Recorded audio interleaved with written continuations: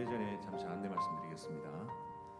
뒤에 오신 분들을 위해서 앞자리가 비어 있으면 앞쪽으로 이동을 해주시고 위층도 마찬가지입니다.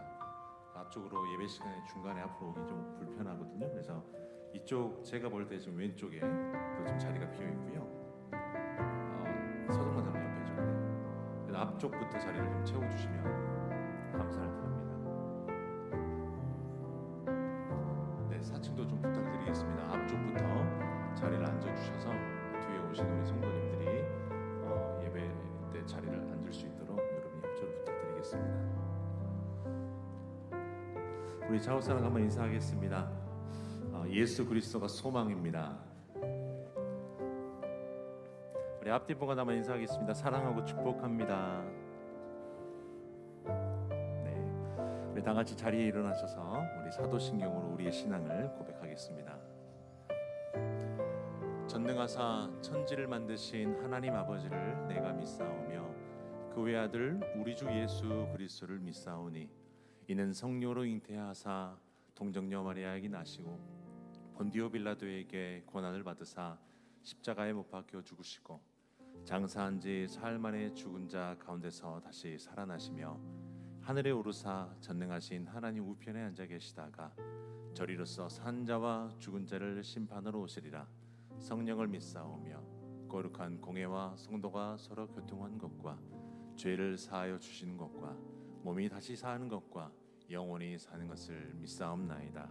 아멘.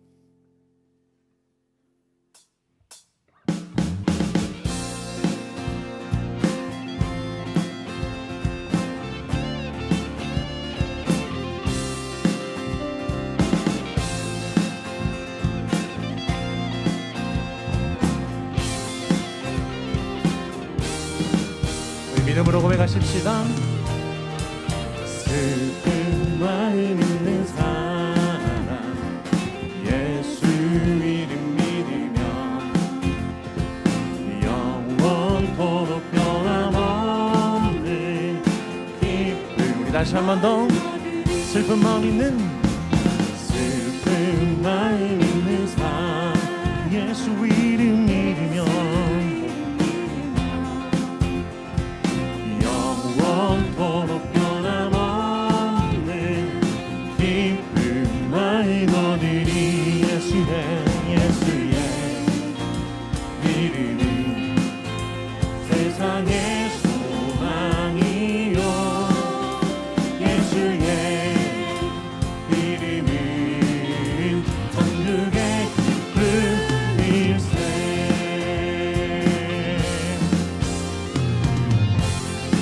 우리 존귀하신 그 이름은 존귀하신 주의 이름 우리 기쁨 되도다. 주의 품에 안길 때에 기뻐. 다시 한 번 더. 존귀하신 주의 이름 우리 기쁨 되도다. 품에 안길 때 기뻐 찬송 예수의 이름이 세상의 소망이요 예수의 이름이 천국에 선포하며 예수의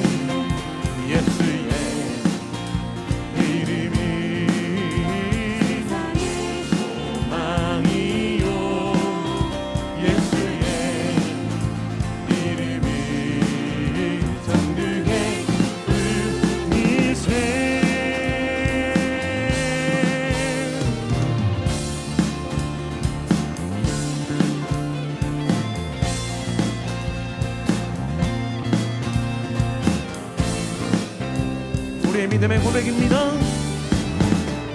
우리 갈 길 다간 후에 보좌 앞에 나가 왕의 왕께 경배하며 멸류관을 우리 갈 길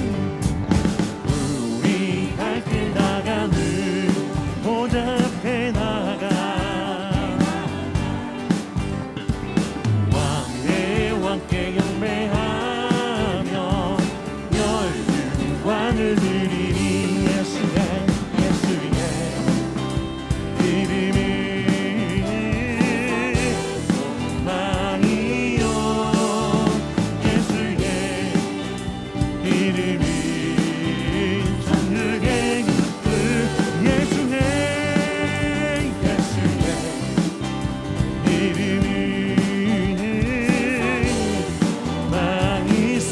외칩시다.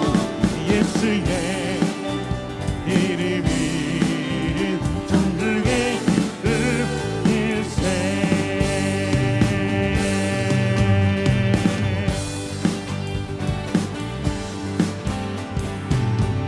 할렐루야. 오늘도 예수 그리스도의 소망으로 예배할 때 주님의 영광 받아 주시옵소서.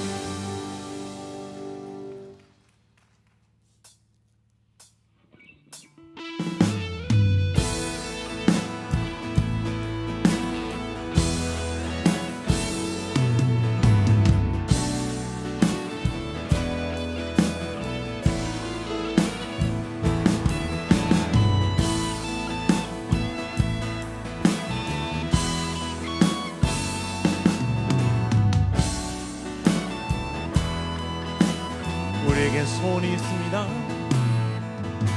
우리에겐 소원이 하나 있네. 주님 다시 오신 그날까지 우리 가슴에 새긴 주의 십자가 사랑 나의 교회를 사랑케 하네. 주의 교회를 향한 우리 마음 희생과 포기와 사랑과 고난 하물며 승도타 우릴 막을 수. 교회는 이 땅에 임한 교회를 교회되게 예배되게 우릴 사용하소서. 진정한 긍휼의 날 오늘 임하도록 우릴 사용하소서.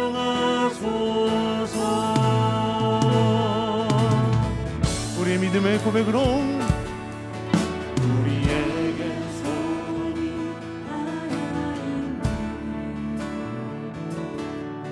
주님 다시 오신 그날까지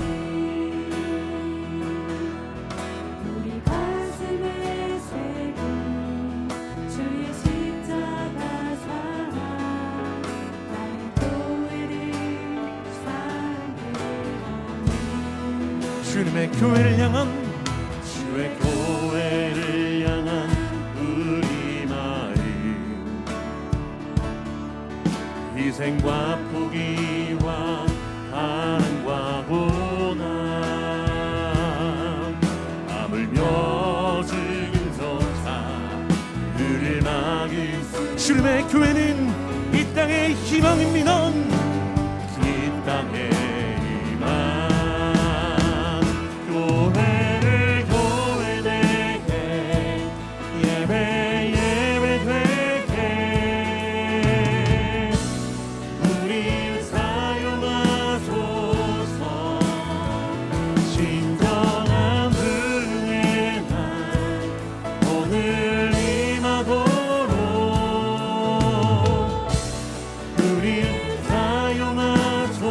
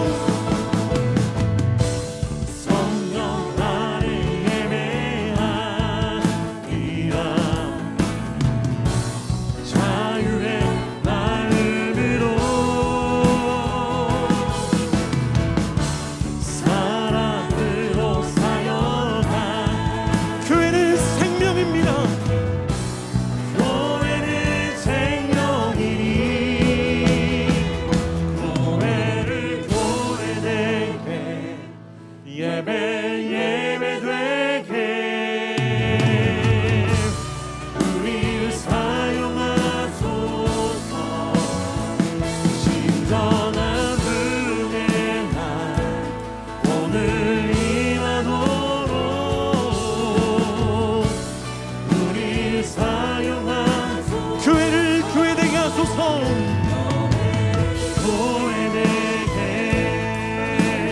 예배되게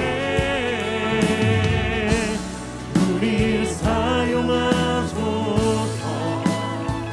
진정한 은혜 날 오늘 임하도록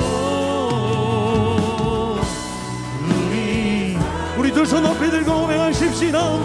교회를 교회되게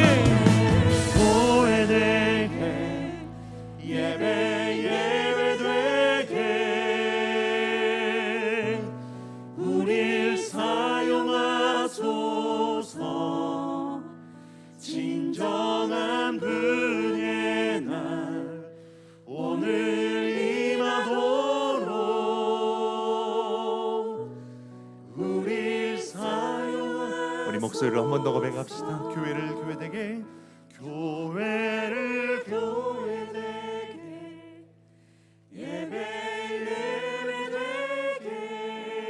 예배되게 우릴 사용하소서.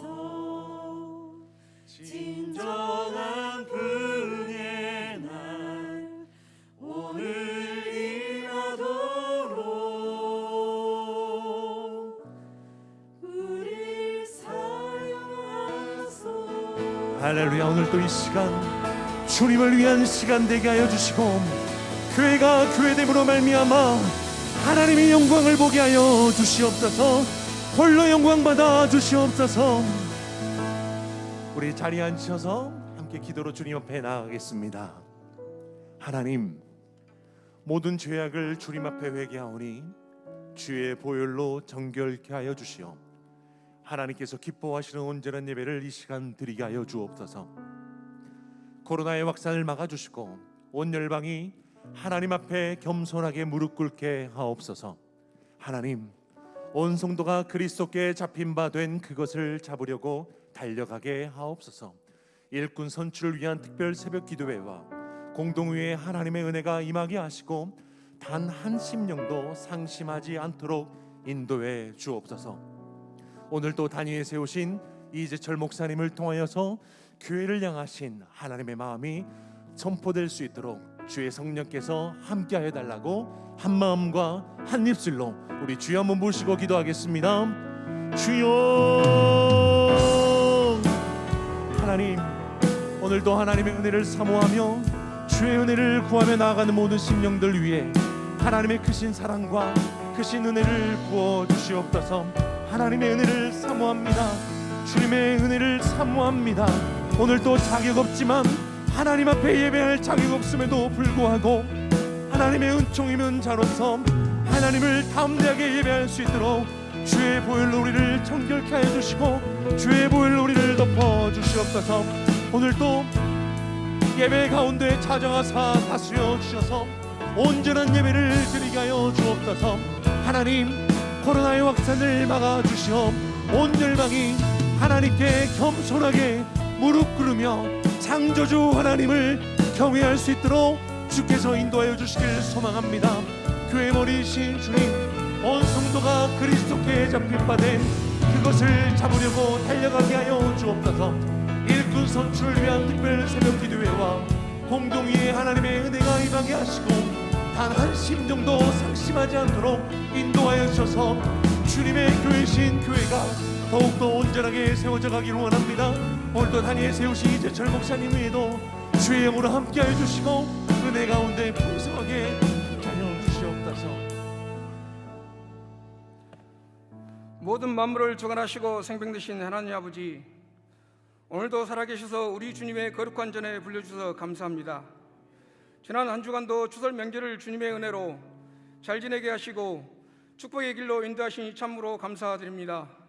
그러나 지난 삶을 순간순간 뒤돌아볼 때 세상의 분주함 속에 불평, 불만하고 교만한 모습으로 살았음을 고백해 오니 모든 연약한 모습들을 주님의 보혈로 정결케 하여 주시어 주님만 바라보고 나가는 믿음을 허락하여 주시옵소서. 사랑의 하나님 아버지, 코로나로 장기로 인하여 일상생활이 너무 힘들고 어려운 시간들이 보내고 있는 이들이 많습니다. 주님의 선하신 뜻 가운데 그들을 붙들어 주시고 코로나 확산을 막아 주셔서 온 열방이 하나님 앞에 겸손하게 무릎 꿇게 하옵소서. 하나님 아버지, 우리 교회가 이제 일꾼 선출을 앞두고 있습니다. 하나님을 향하신 순수하고 정직한 믿음과 온유한 성품의 직분자가 선출되게 하옵소서. 내일부터 일꾼 선출을 위한 특별 새벽 기도와 공동회의가 모든 성도가 참여하게 하시고 하나님의 은혜가 임하게 도와주시옵소서. 하나님, 이 일로 인하여 교회가 서로 사랑으로 하나, 한 마음이 한 뜻이 되게 하시고 단 한 심령도 상심하지 않도록 인도하여 주시옵소서. 이 시간에 단위에 세우신 이재철 목사님을 위해 기도합니다. 영육간의 강가람을 붙들어 주시고 주님의 권능에 임하사 성령 충만을 주시옵소서. 주님의 말씀이 선포될 때 우리의 심령이 변화되게 하시고 세계 곳곳에서 복음을 전하신 선교사님과 육신의 질병과 물질의 모든 문제들이 해결되는 복된 시간 되게 하옵소서. 이 시간을 예배를 위해 수고하고 헌신하는 모든 손길을 기억하여 주셔서 주님의 은혜가 임하게 하옵소서. 오늘도 우리 기도를 들어주시는 예수님 이름으로 기도드립니다. 아멘.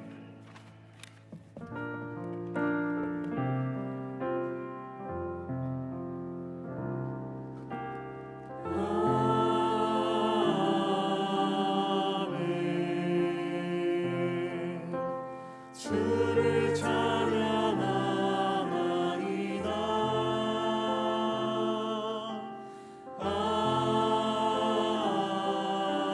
아멘. 주를 사랑하나이다.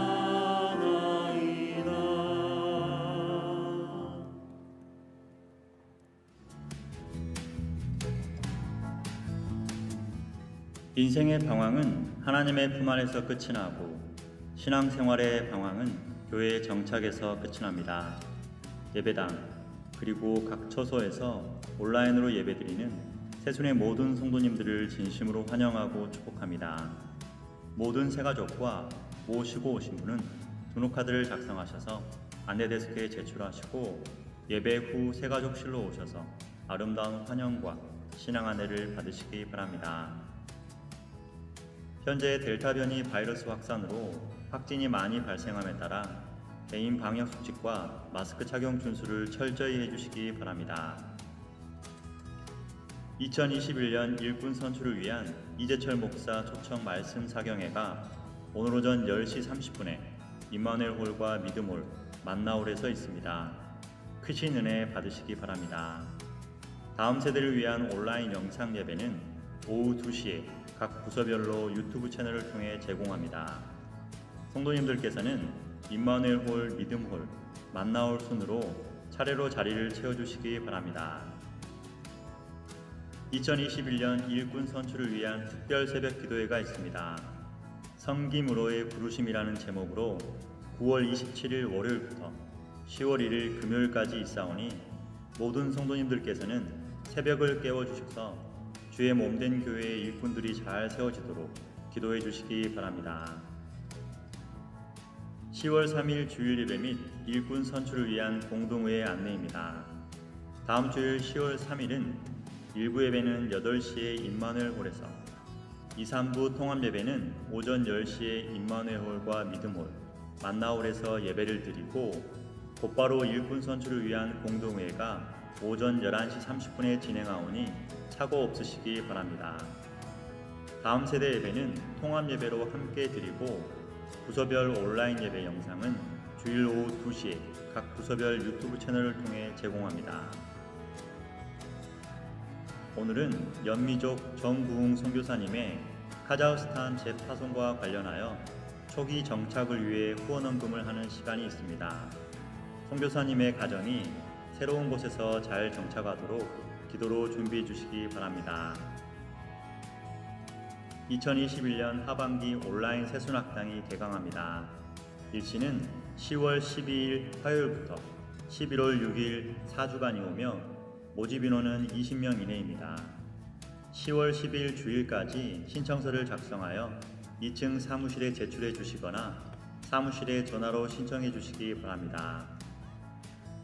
광고의 자세한 내용은 교회 홈페이지와 주보를 참조해 주시기 바랍니다.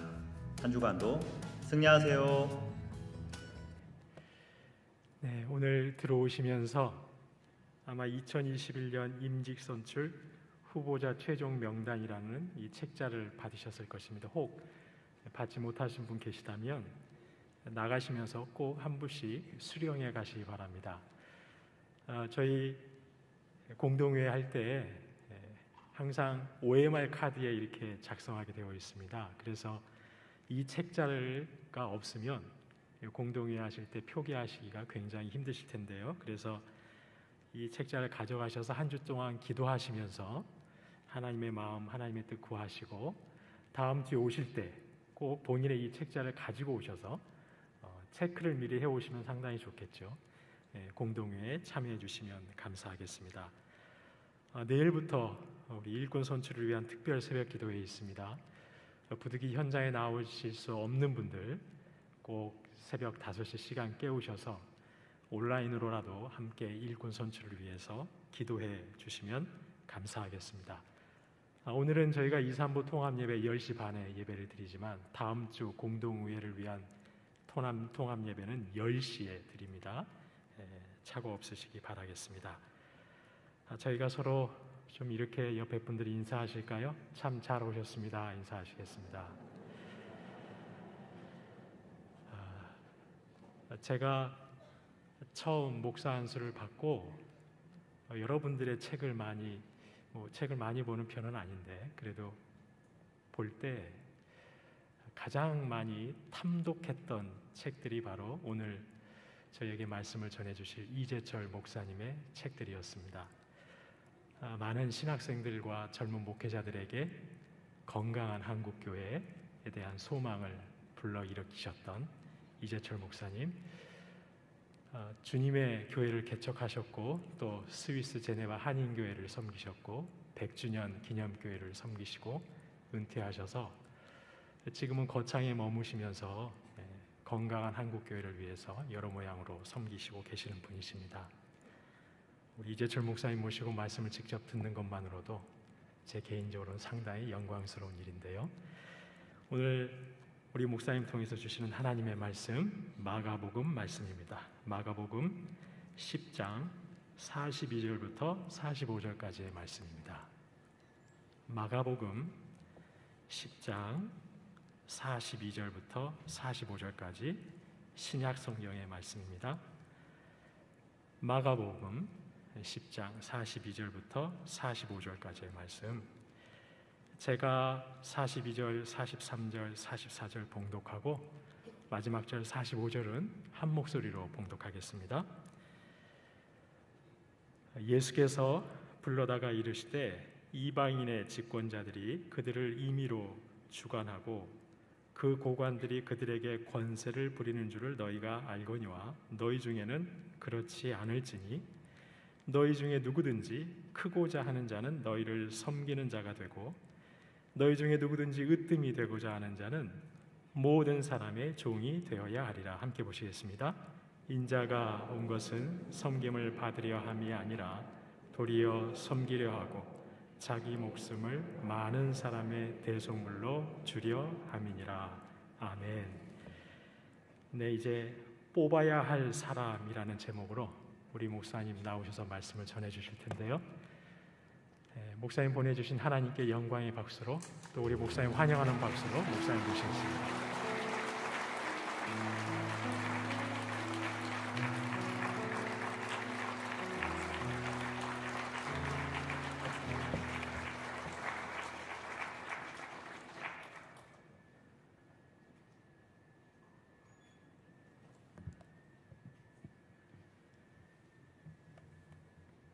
담임 목사의 유고는 교회의 가장 큰 위기입니다.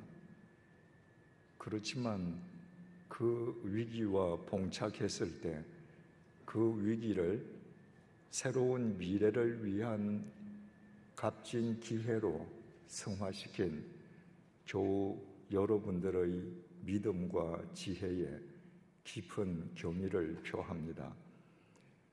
그리고 이제 새로운 임직자 선출을 일주일 앞둔 오늘, 저는 먼저 여러분들께 세 가지 질문을 던지고자 합니다.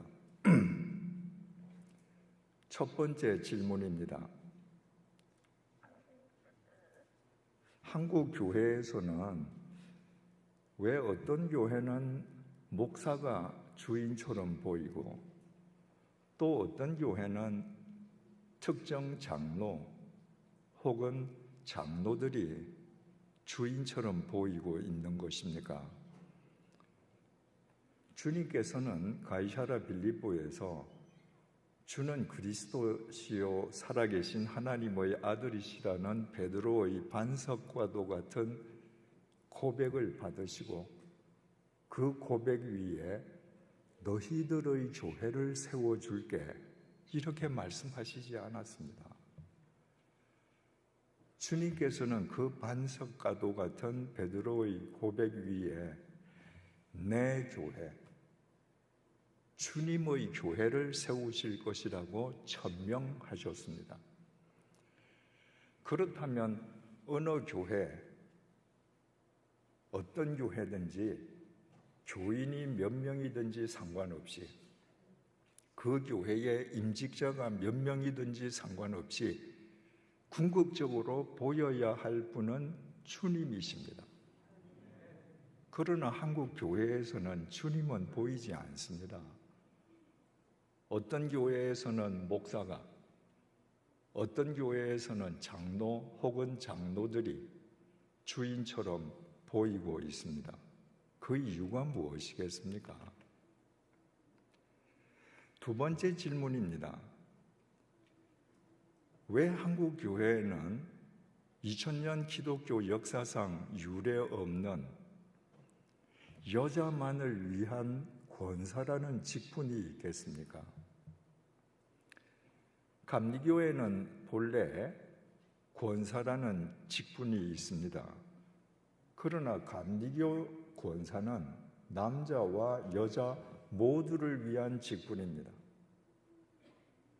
감리교를 제외한 모든 교단의 권사는 오직 여자만을 위한 직분입니다. 만약에 그 직분이 성경적이라면 2000년 교회 역사 속에서 다른 나라, 다른 교회에서도 권사라는 직분이 있었어야 합니다. 그런데 우리나라밖에 없습니다. 그 이유가 무엇이겠습니까? 세 번째 질문입니다. 한국 교회에서 임직자를 선출할 때 후보로 선정되신 분들이 왜 은연중에 혹은 공공연하게 본인이 직접 아니면 다른 사람을 시켜서 선거 운동을 하는 것입니까? 교회의 임직은 세속의 임직과 달라야 합니다. 그러나 임직자를 선출하고 후보를 선출하고 투표하는 전 과정을 보면 세상의 투표와 다르지 않습니다. 그 이유는 또 무엇이겠습니까? 한국 그리스도인 대부분은 장로교회의 효시를 장 칼뱅에게서 찾고 있습니다. 즉 16세기 스위스 제네바의 개혁자 장 칼뱅이 장로교회를 창시한 것으로 알고 있습니다. 많은 목사님들이 그렇게 설교합니다. 그러나 장 칼뱅은 결코 장로교회를 세운 적이 없습니다. 장 칼뱅은 제네바에서 종교개혁을 하면서 자신이 이끄는 교회 이름을 장로교회가 아니라 개혁교회, Reformed Church라고 이름을 붙였습니다.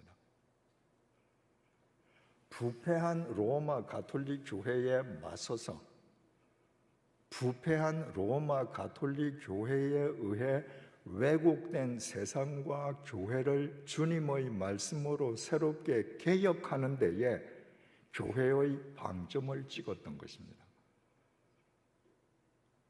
장 칼뱅은 그 개혁을 위해서 교회 안에 4직분을 두었습니다. 첫 번째 직분이 목사입니다. 우리가 알고 있는 것처럼 말씀을 전하고 설교하고 교회를 다스리는 사람입니다. 두 번째 직분이 교사였습니다. 장 칼뱅이 세운 교사는 오늘날 교회학교 교사와 전혀 달랐습니다. 당시의 교사는 하나님의 말씀을 교인들에게 가르치는 신학 전공자들이었습니다. 그래서 장 칼뱅이 세운 교사는 교수 혹은 박사로 불렸습니다. 세 번째가 장로였습니다. 목사와 함께 치리와 권징을 담당하고 목사의 목회를 돕는 직분입니다. 그러나 장 칼뱅이 세웠던 장로직은 한국처럼 항존직이 아니라 1년 임기의 임시직이었습니다. 매 1년마다 다시 신임을 얻어야 했습니다. 만약에 그 1년의 신임에서 떨어지면 다시는 장로를 할 수가 없었습니다. 네 번째 직분이 집사였습니다. 집사는 제네바 시에 소속되어 있는 병원, 복지시설, 그리고 교회에서 봉사하는 사람들이었습니다. 장 칼뱅은 바로 목사, 교사, 장로, 집사 이 4직분자들로 하여금 세상을 주님의 말씀으로 새롭게 하는 개혁의 통로로 삼았습니다. 말하자면 로마 가톨릭의 교황 1인 체제, 그 독재 체제에 맞서는 민주적인 대의 체제를 확립한 곳이었습니다. 장 칼뱅이 장로들과 함께 콘시스토리라고 불리던 협의체를 만드는 것도 장로라는 직분이 절대적인 직분이어서가 아니라 로마의 1인 체제에 맞서는 대의 정치의 일환이었을 뿐이었습니다. 아까도 말씀드렸지만 당시의 장로는 1년 임기의 임시직이었기 때문입니다. 이처럼 장 칼뱅이 세운 개혁교회는 그 속에 속한 모든 직분자들이 하나부터 10까지 오로지 말씀으로 세상과 교회를 개혁하는 데에 모든 비중을 두었습니다. 장 칼뱅은 개혁된 교회는 항상 개혁되어야 한다고 계속 역설했습니다. 개혁은 한 번 끝날 수 없다는 겁니다. 왜? 교회는 사람들의 모임입니다. 개혁된 교회가 항상 개혁되지 아니하면 죄성을 지닌 인간들의 모임인 교회는 그 순간부터 아수라장으로 변하기 때문입니다. 그래서 장 칼뱅의 개혁교회는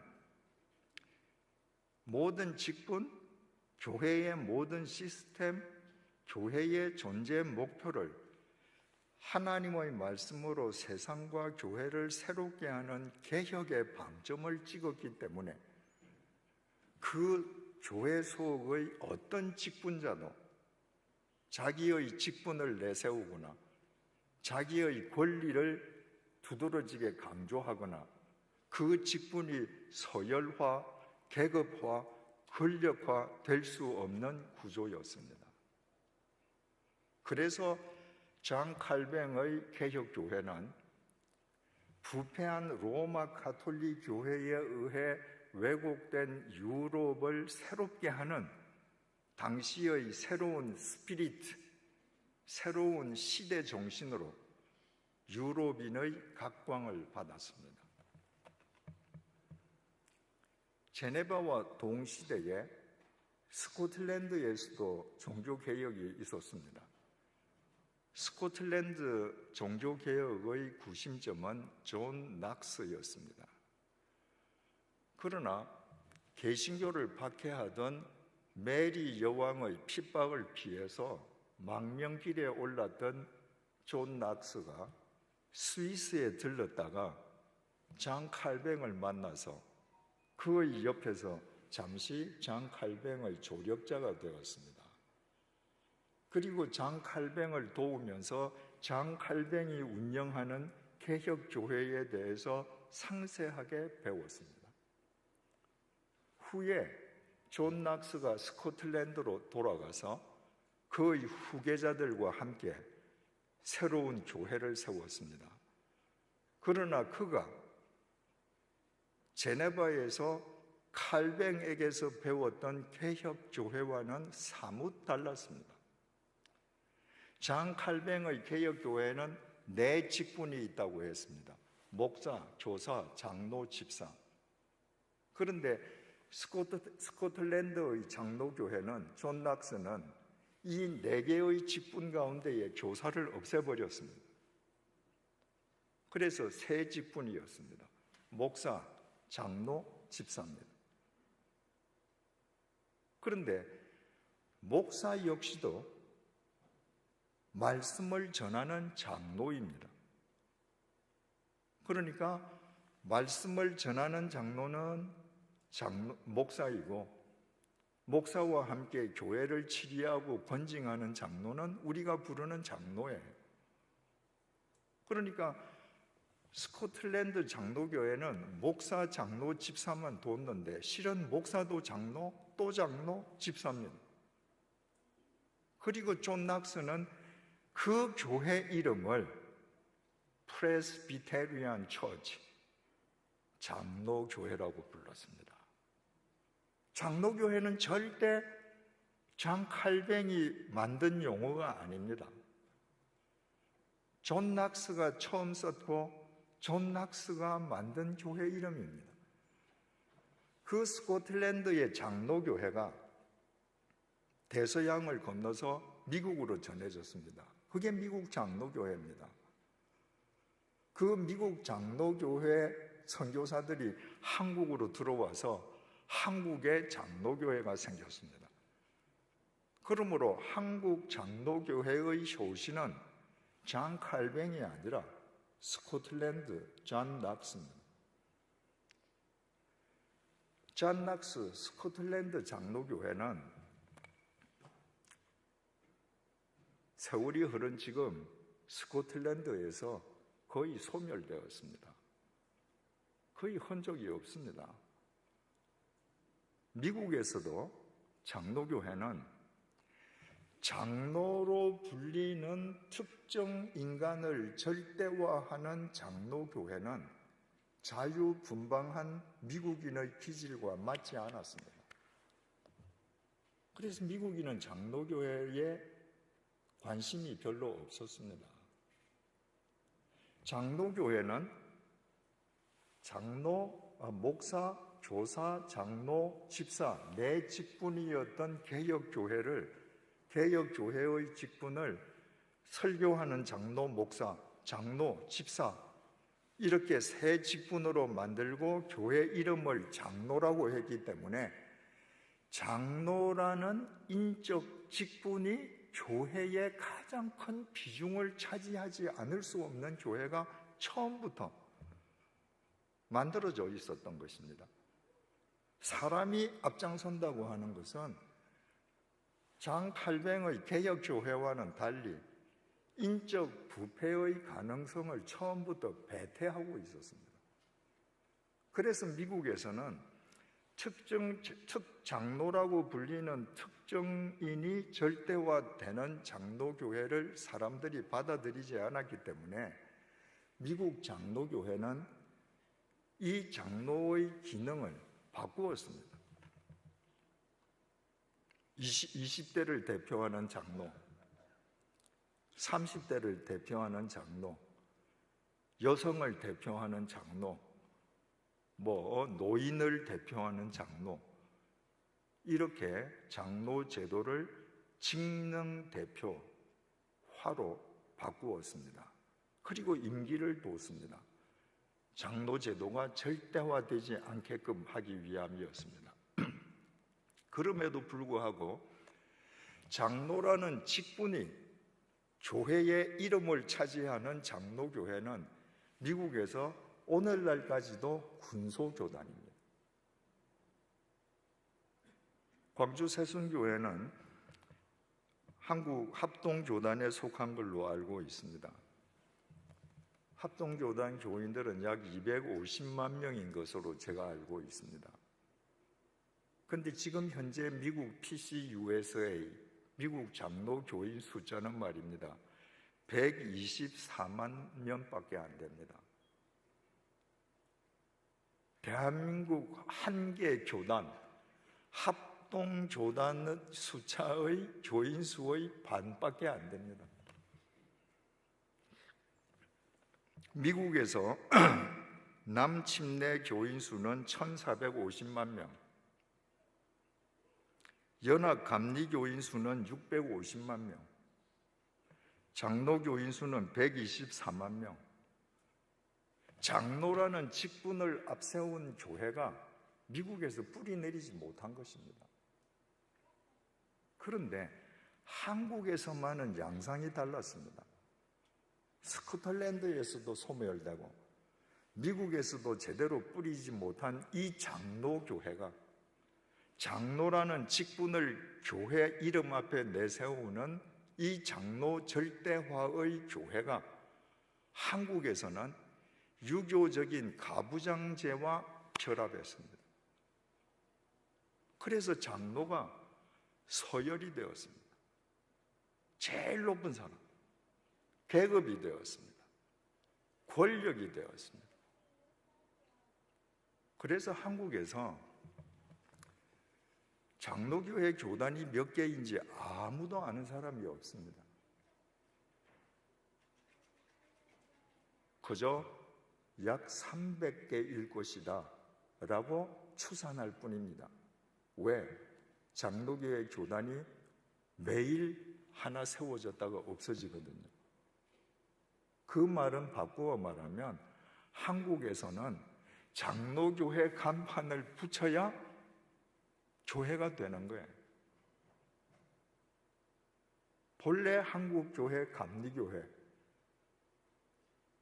회중교회인 침례교회, 장로제도가 없었습니다. 그런데 감리교, 침례교, 장로가 다 생겼습니다. 왜? 장로가 없는 교회는 한국에 뿌리 내릴 수가 없는 거예요. 왜? 장로가 계급이 되었기 때문에, 서열이 되었기 때문에, 권력이 되었기 때문입니다.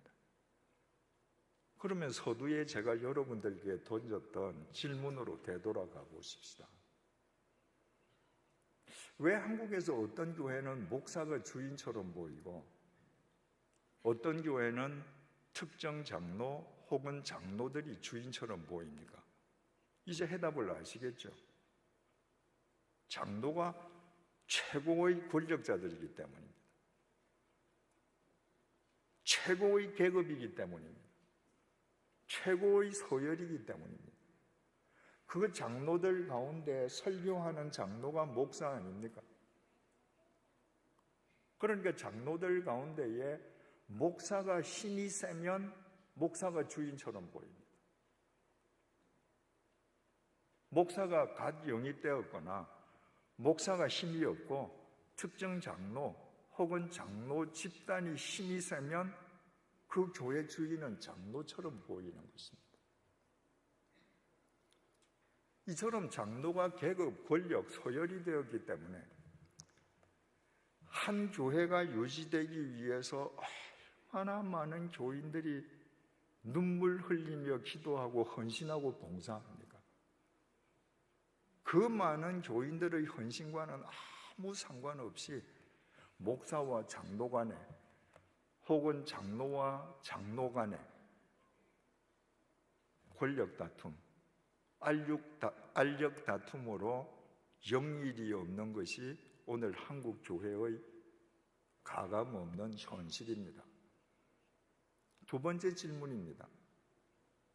왜 한국 교회에만 세계 그 어디에서도 찾아볼 수 없는 여자만을 위한 권사라는 직분이 생겼는가?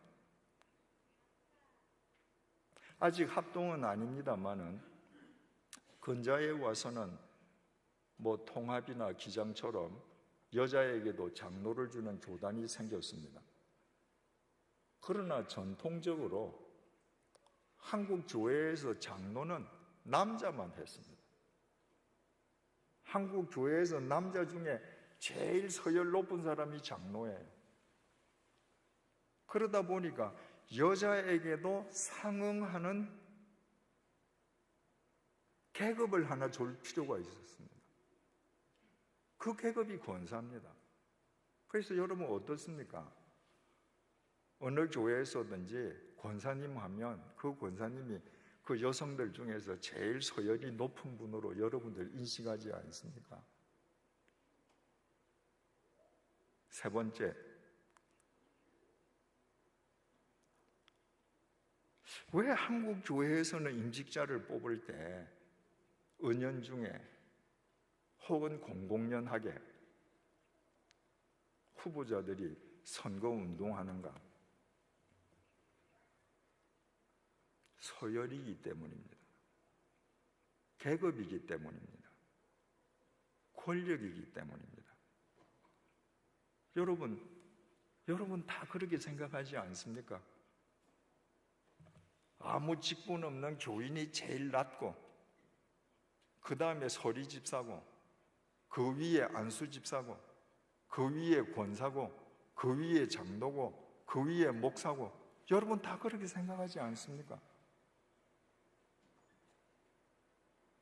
교황을 정점으로 하는 하이어라키, 로마 가톨릭의 그릇된 계급주의에 프로테스트해서 저항해서 태동된 것이 개신교입니다. 만인 제사장이라는 것입니다.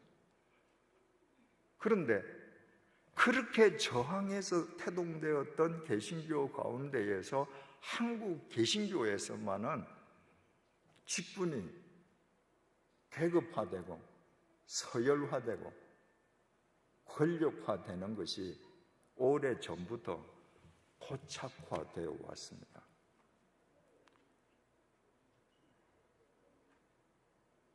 직분이 계급화되고 서열화되고 권력화된 교회가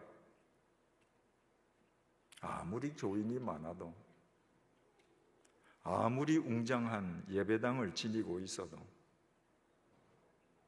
그 교회 전 교인이 11조를 해도 그 교회가 성경적인 교회일 수는 결코 없습니다. 예수님께서 3년에 걸친 공생애를 마치시고 이제 예루살렘으로 올라가십니다. 십자가에 못 박혀 돌아가시기 위함입니다. 주님께서는 제자들에게 3번이나 당신의 십자가 고난과 죽음을 예고하셨습니다. 그런데 제자들은 다 귀담아 듣지 않았습니다. 다 흘려들었습니다. 제자들은 오히려 바다 위를 걸으시고 오병이어의 역사를 베푸시고 죽은 자를 살리시는 그 신통수를 가지신 주님께서 예루살렘에 올라가시면 로마 제국을 물리치시고 집권하실 것이라는 망상에 잡혀 있었습니다. 그래서 지금 주님께서는 죽으러 예루살렘으로 올라가시는데 그 길 위에서 제자 중에서 요한과 야고보 2사람이 예수님께 나와서 예수님 예루살렘에 올라가셔서 권좌에 앉으시면 우리 2사람을 오른쪽과 왼쪽, 우리말로 하자면 좌의정과 우의정으로 삼아달라고 은밀하게 청탁을 넣었습니다. 누가복음 22장 24절을 보면 그 두 제자가 예수님에게 은밀하게 청탁을 넣었다는 사실을 알게 된 다른 제자들이 서로 화를 내고 싸우면서 네가 더 높냐 내가 더 높냐, 누가 더 크고 누가 더 높은지를 놓고 다투었습니다. 지금 예수님은 죽으러 가시는데 그 예수님을 모시고 가는 제자들은 지금 계급 다툼, 서열 다툼, 권력 다툼을 하는 거예요. 그들은 제자직을 계급으로, 서열로, 권력으로 오인했던 것입니다. 그들에게 주님께서 하신 말씀이 오늘 본문 말씀입니다. 42절입니다. 예수께서 불러다가 이르시되, 누구를 부르신 거예요? 지금 계급 다툼하는 걔들을 부르셨습니다. 제자들을 부르셨습니다. 얘들아, 이리 좀 오너라. 이방인의 집권자들이 그들을 임의로 주관하고, 얘들아, 세상의 집권자들은 백성을 마음대로 다루지. 그 고관들이 그들에게 권세를 부리는 줄을 너희가 알거니와, 세상의 집권자들은 마구 권력을 휘두르지. 그거 너희들 알고 있지? 여기에 알다는 동사가 헬라어로 오이다인데, 이 오이다라는 동사는 호라오, 보다는 동사에서 파생되었습니다. 그러니까 너희들 알지? 이 말씀은 너희들 지금 보고 있지? 이 말씀입니다. 얘들아, 너희들 이리 와봐. 너희들 두 눈으로 지금 세상을 좀 봐. 저 헤롯 분봉왕이, 저 로마 총독이, 그 분봉왕과 그 총독에 빌붙은 집권자들이 백성을 마구 다루고 권력을 마구 휘두르는 거 너희들 눈으로 보고 있지? 그들이 왜 그렇게 하니? 자기들이 제일 높은 자리에 앉았다고 생각하기 때문이에요. 자기네들이 계급이 제일 높다고 생각하기 때문이에요. 자기네들이 지닌 권력이 제일 크다고 생각하기 때문이야. 43절입니다. 너희 중에는 그렇지 않을지니. 너희들 지금 저 세상 집권자들 보고 있지?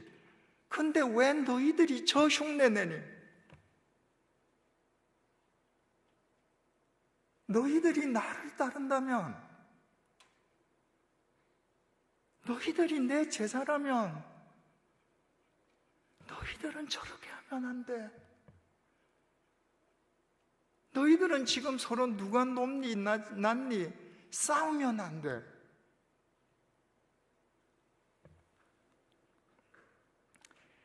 너희 중에 누구든지 크고자 하는 자는, 너희들이 정말 서열 1등이 되고 싶으니? 너희들이 제일 높은 계급이 되고 싶으니? 너희가 내 제자로 내 이름을 팔아서 제일 큰 권력을 휘두르고 싶으니? 그렇다면 너희를 섬기는 자가 되라. 우리말로 섬기는 자, 고상하게 번역되어 있죠. 오늘날 교회에서 섬긴다는 동사는 타락했습니다. 섬기지 않고 섬긴다 그럽니다. 주께서 섬기는 자가 되라고 말씀하실 때 그 용어는 헬라어로 디아코노스, 하인이 되라는 겁니다. 네가 정말 제일 서열 1등이 되고 싶으니? 네 계급이 제일 높고 싶으니? 그러면 너희 모두의 하인이 되거라. 세상과는 정반대입니다. 44절입니다. 너희 중에 누구든지 으뜸이 되고자 하는 자는, 서열 1등이 되고자 하는 자는 모든 사람의 종이 되어야 하리라. 여러분, 오늘날 교회에서 종이라는 단어도 오염되었습니다. 목사님 향해서 우리 종님 그래요. 종한테 어떻게 님자가 붙나요? 주님께서 누구든지 으뜸이 되기를 원하면 모든 사람의 종이 되거라 할 때 그 종은 헬라어로 둘로스입니다. 둘로스. 2000년 전에 둘로스는 노예입니다. 네가 서열 1위가 되고 싶으니 그러면 노예가 되거라. 노예의 특징은 세 가지가 없는 것입니다. 노예는 인격이 없습니다. 주인의 인격으로 삽니다. 노예에게는 의지가 없습니다. 주인의 의지로 살아갑니다. 노예에게는 소유가 없습니다. 자기가 지닌 모든 것은 주인의 소유입니다. 너희들 그렇게 살아라. 그 사람이 서열 1위다. 왠지 아니? 45절입니다.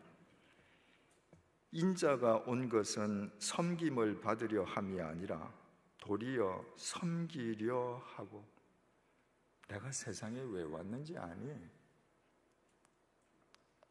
내가 로마 황제처럼 모든 사람 위에 군림해서 모든 사람 풀이려고 온 것이 아니라 모든 사람 섬기려고 왔어.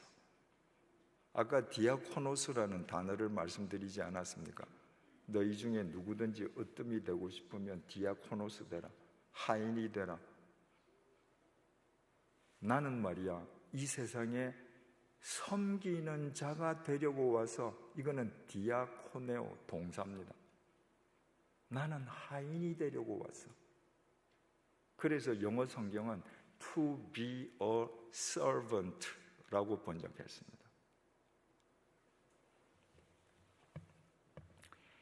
자기 목숨을 많은 사람의 대속물로 주려 함이니라.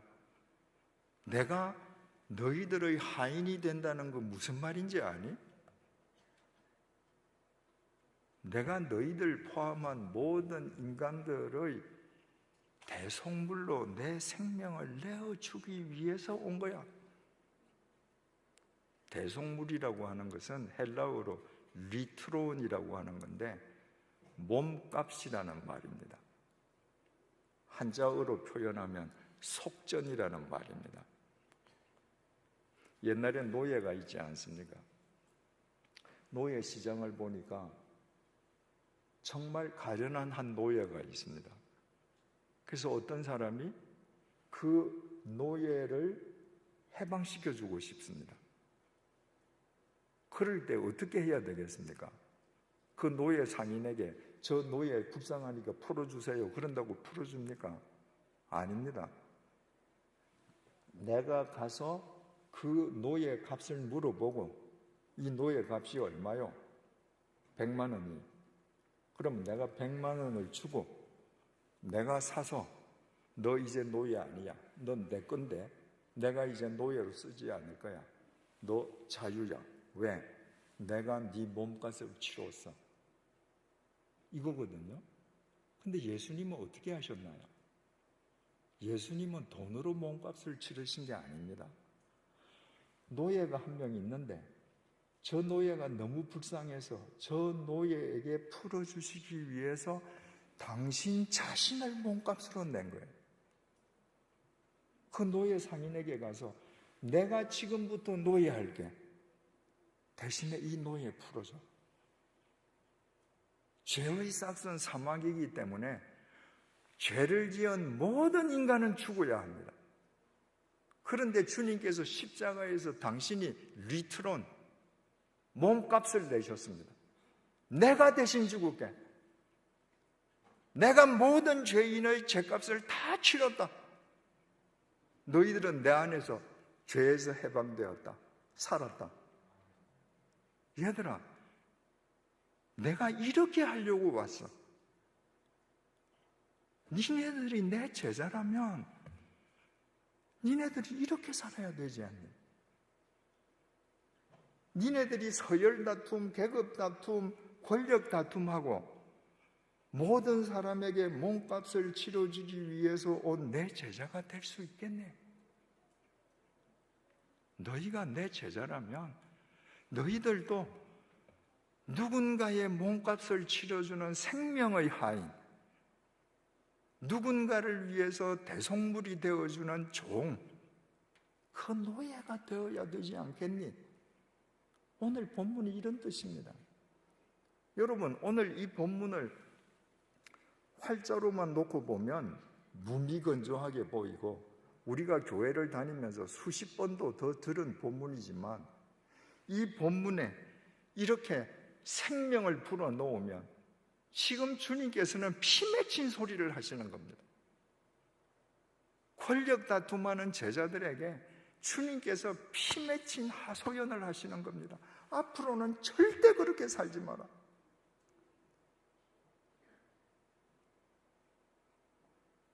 요한복음 15장에 소위 포도나무 비유가 있습니다. 얘들아, 나는 포도나무야. 너희는 가지야. 우리 아버지는 농부시야. 너희가 내 안에 붙어 있으면 너희는 열매를 많이 맺고, 너희가 내게 붙어 있지 않으면 너희는 말라져서 불에 살라져서 없어져 버려. 맞는 말씀 아닙니까? 여러분, 이 요한복음 15장의 포도나무 비유는 흔히 교회론에 비유됩니다. 교회가 어떠해야 되는지를. 여러분, 포도나무를 포함해서 하나님께서 이 세상에 만드신 모든 나무를 한번 생각해 보십시오. 땅에서 땅을 뚫고 여린 줄기가 나옵니다. 나무 둥지가 나오죠. 그 나무가 자라면서 나무에서 줄기가 나옵니다. 첫 번째 줄기가 나왔습니다. 또 더 자라서 두 번째 줄기가 나왔습니다. 두 번째 줄기가 어디에 위치합니까? 첫 번째 가지가, 야, 내가 제일 오래됐어. 내가 첫 번째 나왔기 때문에 내가 제일 강해. 넌 두 번째 나왔지? 넌 내 밑으로 들어가. 여러분, 만약에 모든 나무가 말입니다, 먼저 나온 가지들이 자기가 먼저 나오고 자기가 더 크고 더 강하다고 나는 위에 있을 거야. 내 이후에 나온 가지들은 다 밑으로 내려가. 그 나무는 꺾어집니다.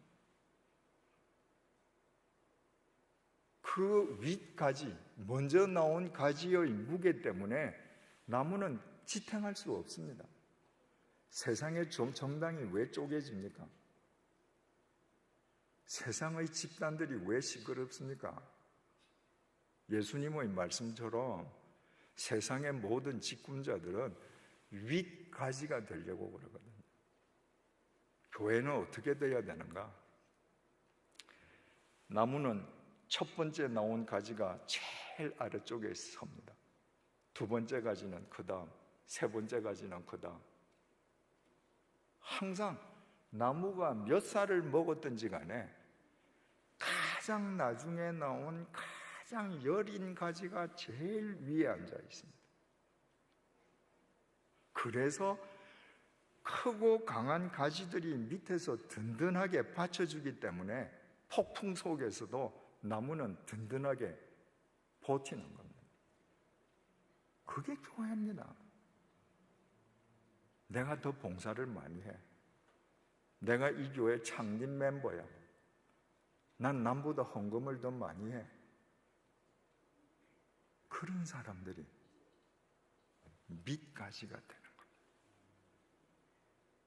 새로 오는 교인들 누구든지 당신들이 마음껏 봉사하시오. 우리는 당신들을 위한 마당을 깔아드리게. 그게 생명 있는 교회인 것입니다. 그렇다면 여러분, 다음 주일날 여러분 누구를 뽑아야 하고 누구를 뽑지 말아야 할 것인지 이제 확연해지지 않습니까?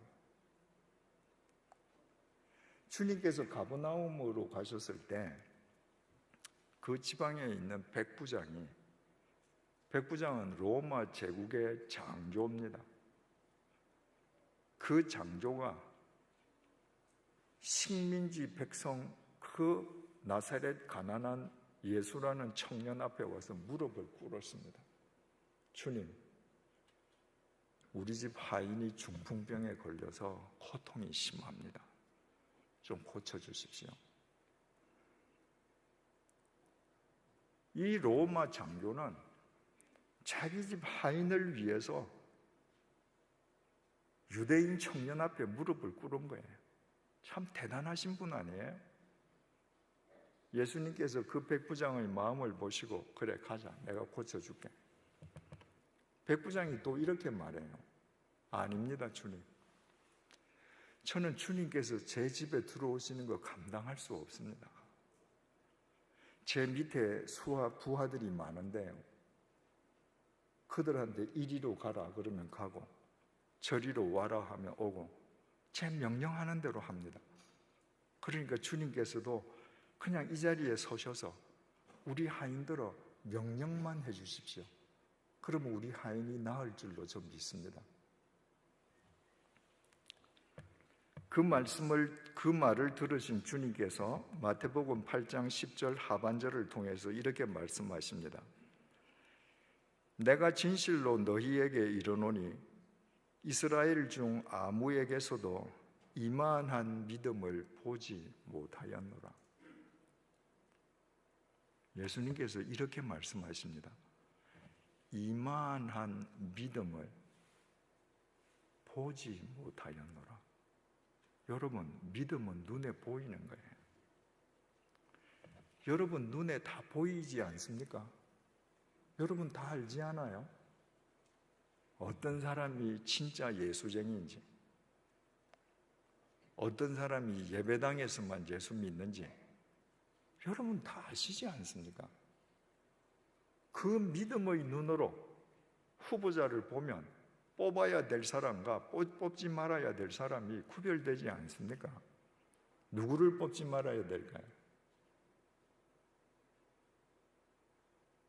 모두 다 봉사했는데 자기 생색내는 사람,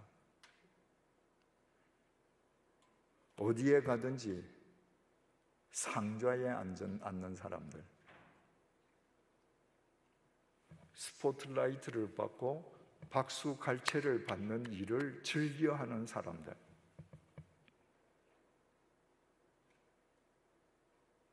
그런 분들은 임직자가 되면 다 계급으로 생각할 사람들입니다.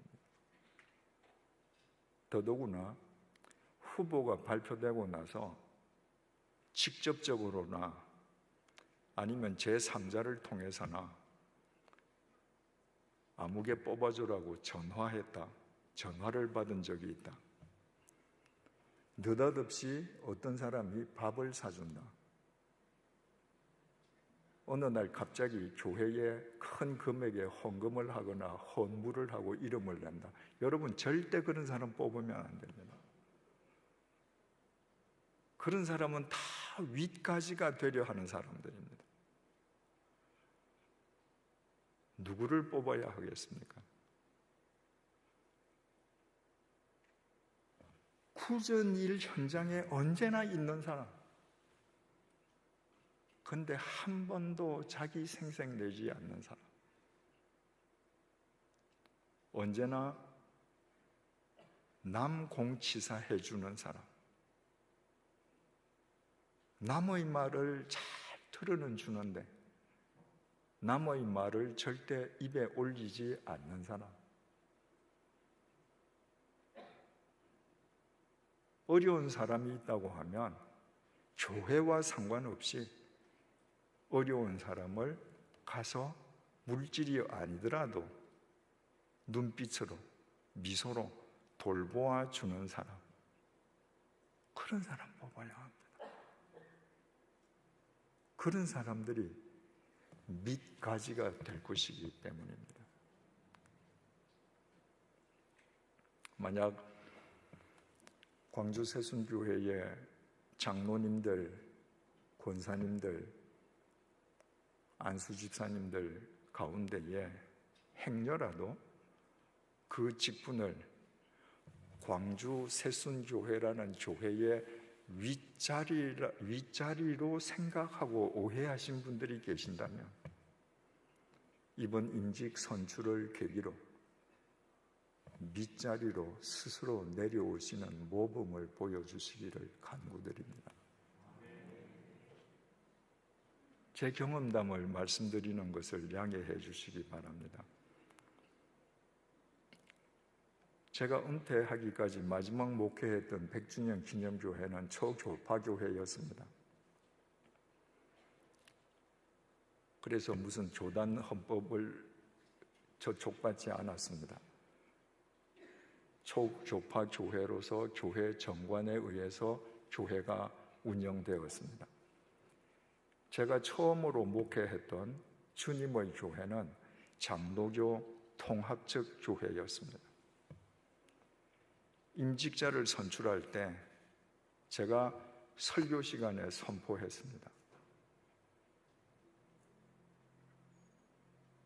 선거운동 하느라고 전화하는 사람, 밥 사주는 사람 절대 뽑지 말라고요. 그리고 선출된 임직자들이 임직 예배를 드릴 때 교인들에게 당부했습니다. 오늘 임직식이 끝나고 임직자들이 나갈 때 절대로 축하한다고 말하지 말라. 이분들은 축하받는 분들이 아니다. 이분들은 지금부터 주님의 교회를 위해 가장 밑에서 십자가 지는 분들이다. 그래서 임직하신 분들이 나가실 때 수고하시겠다고 인사해라. 지금은 개인정보 보호를 위해서 새순교회는 잘 모르겠습니다만은 서울에서는 교회마다 이제 교인 수첩을 만들지 않습니다. 예전에는 교인 수첩들을 다 만들었습니다. 주님의 교회에서 교인 수첩을 만들 때는요, 수첩 제일 앞에 영아부 어린애들 사진이 제일 먼저 나왔습니다.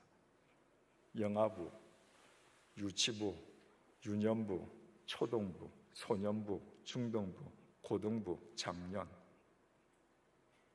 그 다음에 장로님들, 그리고 제 사진과 제 이름은 수첩 제일 뒤에 넣었습니다. 왜? 임직자는 밑가지라는 것을 실천하기 위함이었습니다. 백주년 기념교회도 마찬가지였습니다만은 주님의 교회는 교회에 등록한 지 1년 이상 된 세례 교인이면 주일 대예배 시간에 가나다 순으로 돌아가면서 누구든지 기도했습니다. 왜? 장로가 특권이 아니라는 거, 안수집사가 특권이 아니라는 거, 권사가 특권이 아니라는 거, 개신교의 핵심 사상은 만인 제사장이라는 거 실천하기 위함이었습니다. 저는 들어오면서 주보를 받지 못해서 광주 새순교회 주보는 아직 모르겠습니다. 저는 주님의 교회, 제네바 한인교회, 100주년 기념교회, 새 교회를 목회하면서 주보에 그 예배를 맡는 순서자의 이름 외에 누구의 이름도 쓰지 않았습니다. 순서자 뒤에도 직분을 쓰지 않았습니다.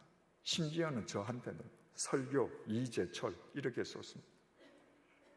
하나님 앞에서 우리가 장로로 기도드리는 것 아닙니다. 목사로 설교하는 것 아닙니다. 하나님 앞에서 이재철이 설교하는 것 아닙니까? 우리 다 하나님 앞에서 똑같은 인간이 한 마음으로 예배드린다는 것을 교인들에게 실천적으로 보여드리기 위해서 주보에 무슨 원로 목사, 원로 장로, 무슨 장로 이름 다 없애고 순서자들도 직분 쓰지 않았습니다. 여러분, 이런 분을 뽑아야 합니다. 앞으로 광주 새순교회가 정말 주님의 교회가 될 수 있도록 아래까지가 될 수 있는 분들, 이런 분을 뽑을 때 광주 새순교회는 대한민국 교회를 새롭게 하는 미랄이 될 것입니다.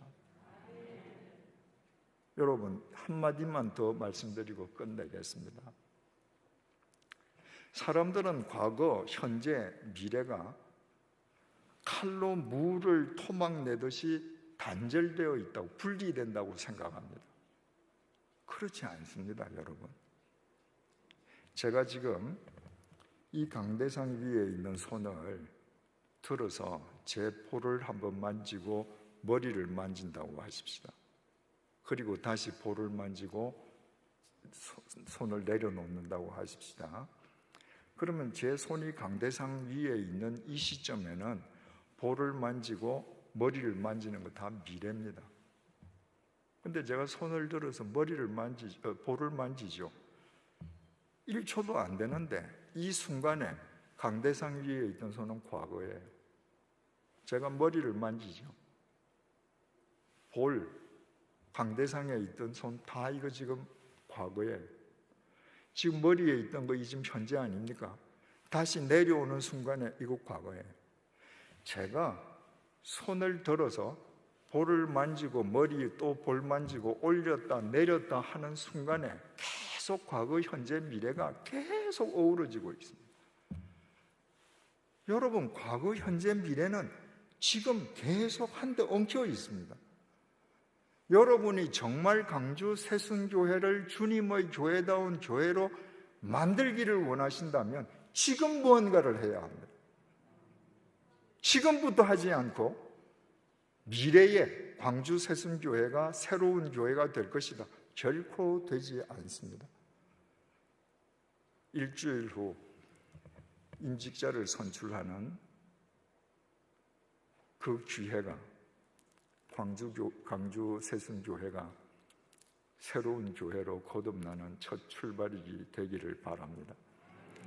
만약에 지금 제시되어 있는 후보들 가운데에 밑가지가 되겠다고 생각되는 후보가 없으면 그런 후보가 다음에 나올 때까지 안 뽑으셔도 됩니다. 그것이 이 교회를, 현재의 교회를 사랑하는 길이고 미래의 새순교회를 사랑하는 길입니다. 기도드리겠습니다. 하나님 아버지, 머리 숙인 모든 분들이 광주 새순교회란 주님의 포도나무에 모두 밑가지로 붙어 있게 해 주십시오. 일주일 후에 선출될 임직자들이 모두 이 교회의 밑가지가 되게 해 주십시오. 그리하여 제자들의 발을 씻으시던 제자 아래쪽에 계시던 그 주님을 날마다 밑가지가 됨으로 만나 동행함으로 이 광주 새순교회가 단순히 사람들의 모임이 아니라 진실로 주님께서 주인 되시고 주님만 드러나 보이는 하나님의 교회가 되게 해 주십시오. 이 광주 새순교회로 인해 무너질 대로 무너진 한국 교회가 새로워지는 귀한 역사가 일어나게 하여 주시옵소서. 예수님 이름으로 기도드립니다. 아멘.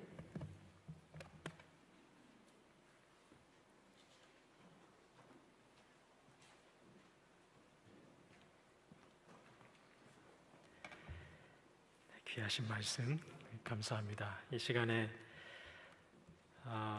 오늘 예배 함께 참여하신 우리 인도에서 오신 강귀숙 선교사님이 계시는데요.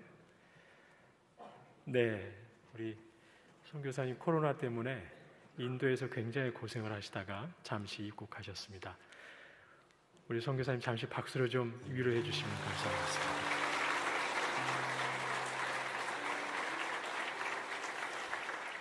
네, 그리고 지난주에 광고해 드린 대로 오늘은 저희가 연미족 정부웅 선교사님 재파송하는 시간 좀 가질 텐데요. 위구르족을 섬기시다가 중국에서 사역을 하셨는데 중국의 사정이 굉장히 좋지가 않습니다. 그래서 중국에서 비자가 나오지 않습니다. 입국을 할 수가 없는 상태인데 다행히 중국과 인접해 있는 카자흐스탄에 위구르족이 굉장히 많이 살고 있습니다. 그래서 카자흐스탄으로 이제 29일에 출국을 하시는데요. 우리 선교사님 가정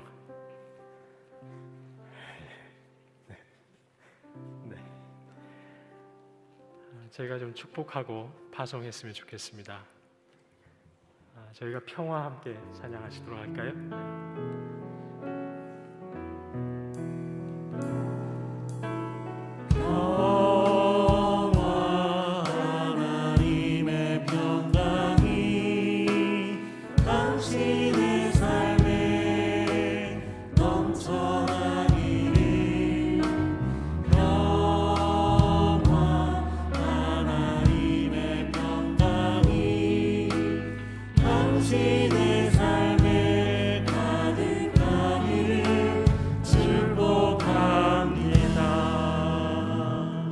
하나님, 우리 연미족 선교사님의 가정이 땅끝까지 이르러 내 증인이 되라는 말씀에 순종하여 이제 새로운 선교지로 떠납니다.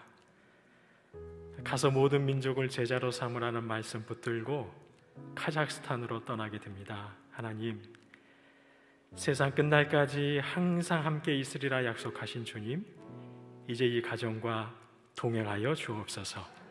이 가정을 통해 많은 위구르 종족이 주님을 알고 주님께 돌아오게 하여 주옵소서. 이 가정을 통해 위구르가 변하고 카자흐스탄이 변하는 놀라운 역사가 있게 하여 주옵소서.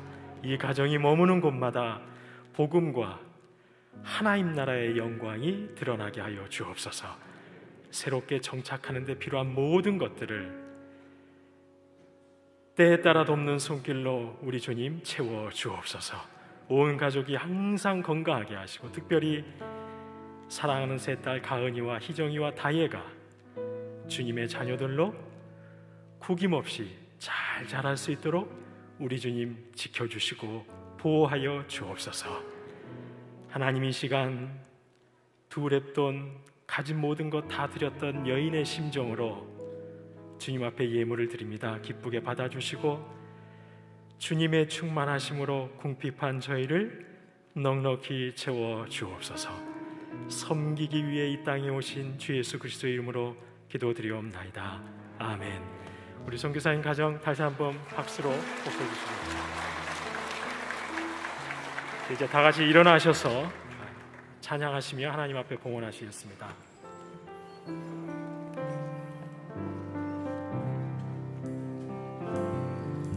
나의 피는 저 예수 의지해요. 나의 피는 저 예수 의지해요. 나의 가는 길은 거센마다 몰아쳐와도 나의 피는 저 예수 의지해요. 영원히 주님 사랑해요. 나는 영원히 주님 사랑해요. 세상 어떤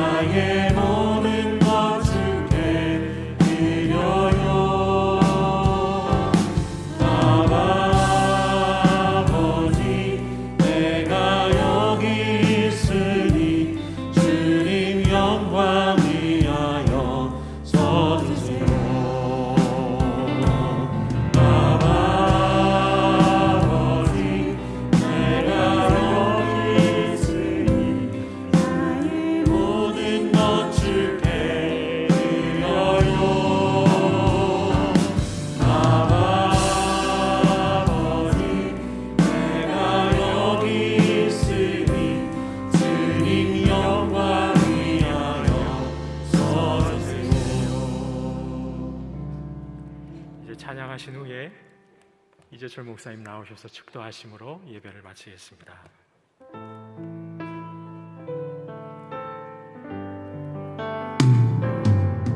내 영혼이 확정되고 확정되어 싸우니 믿음에 눈들어 주를 바라봅니다. 내 영혼이 확정되고 확정되어 싸우니 믿음에 눈들어 주를 바라봅니다.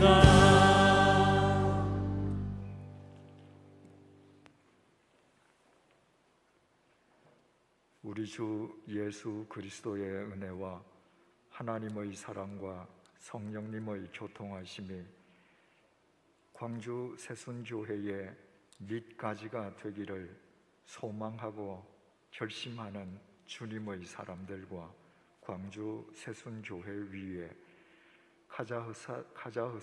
카자흐스탄으로 떠나는 선교사님 가정 위에 이제로부터 영원토록 함께해 주시기를 간절히 축원하옵나이다. 아멘.